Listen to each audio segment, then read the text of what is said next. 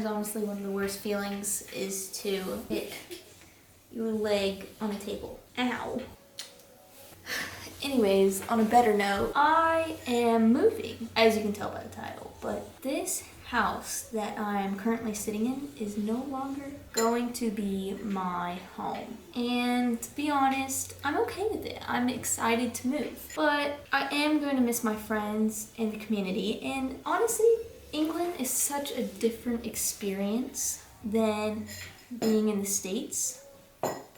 And it's so cool because you really get to meet other people, and I feel like it widens your knowledge and cultural experience. I don't know how to word that, but I feel like it really makes you understand different things and learn different things. To be honest, I'm not gonna miss the weather.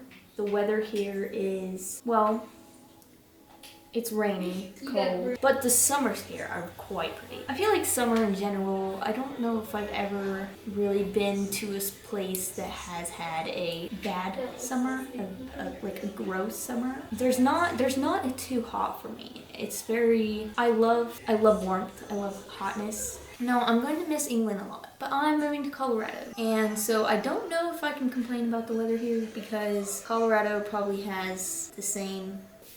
My camera died. So we replaced the battery. And the battery happens to be the same percentage that the last one was at. And that lasted me about 2 minutes. So we'll see. What? I keep grabbing my cup like I have something to drink in it, and it's actually completely empty. But I think the feeling of having something in your hands is a very comforting feeling. But back to what I was saying is tonight is our last sleep in this house. When I awake in the morning, it's going to be the last time that I will awake in this house. And the covers are not going to be with me for the next 30 days. And that may sound like something completely random, but I mean, I guess I can bring my blanket with me, one of my blankets. But one thing I've learned about traveling is the less you have, the more free you feel. You feel like you're not just carrying around a bunch of excess, you know? Another thing I learned about traveling is it is okay to wear the same shirt again. I mean, as long as it's clean, of course, but that has nothing to do with me moving.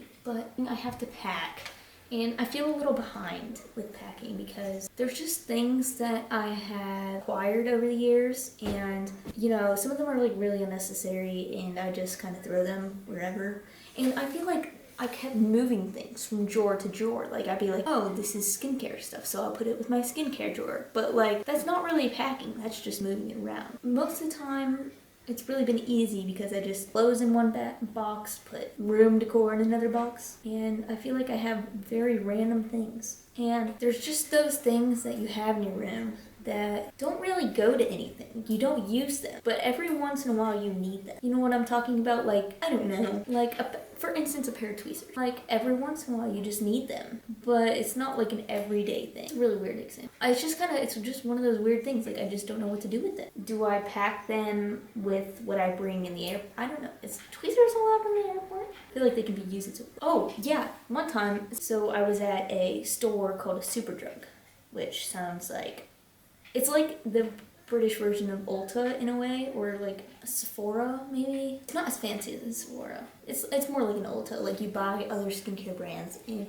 they have their own skincare brand in it as well. And it's like makeup and hair, you know, like a beauty store. I was checking out and I was the only one in there because my dad like went to a different store, and I'm checking out and she's like, I will need to see an ID saying that I'm over 18. And I was like confused because I was just buying like nail polish and a little eyebrow trimming kit. They were like, I need to see an ID. And they're like, sorry, you can't buy, you know, the little tiny scissors that you use? And they're like, you can't buy them because you are younger than 18 and it is considered a weapon. Thankfully, my dad walked in right on time, so he was able to show them his ID and pay for it. But I was shocked. It was quite an experience, actually. But I did end up getting them, and it was okay. It's just one of those things. Like, in the States, I wouldn't even have considered little scissors to be a weapon. And now that I think about it, I never see, like, kid scissors in the art sections here. I mean, maybe at craft stores. It's very Every store here is very separated. Like you have clothing stores, you have your art stores. It's not like a giant Walmart. And that's one thing I'm looking forward to moving is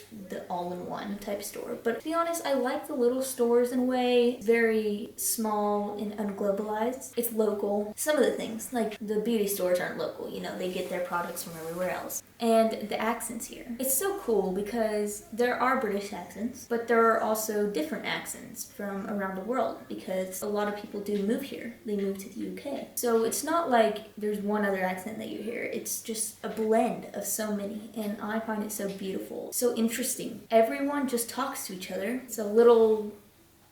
It's like you can have a whole different accent, but it's so cool how people just continue on their day, be part of something. That is what I feel like in the States. It's going to be kind of feel, not bland, yeah, bland in a way, because all of it's going to sound normal to me, you know, like my normal. I'm having a little bit of mixed feelings, but I feel like in a year, once I settle down, it will